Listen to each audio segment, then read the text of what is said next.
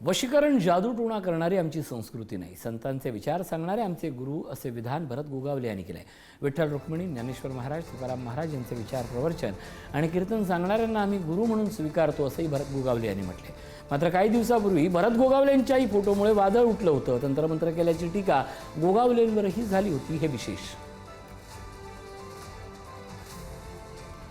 एकीकडे सुनील गोगावलेंवर बोलत असताना भरत गोगावले यांनी दिलेली ही प्रतिक्रिया आहे, पण त्याच वेळी हे आरोप केवळ तटकरेंवर नाही तर केसरकरांवर झाले, हे देखील महत्त्वाची गोष्ट लक्षात घ्यायला हवी.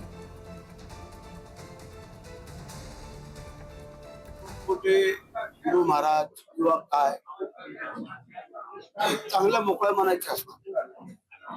वशीकरण करणं किंवा अनेक काय करणं, जादूटोणा करणं हा काही वेगळा होतो.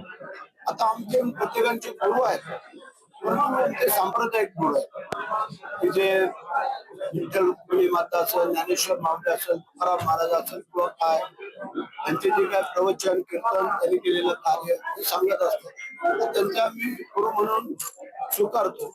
परंतु हे जादू टोणेवाले किंवा काय याच्याशी आमचा कधी प्रश्न येत नाही.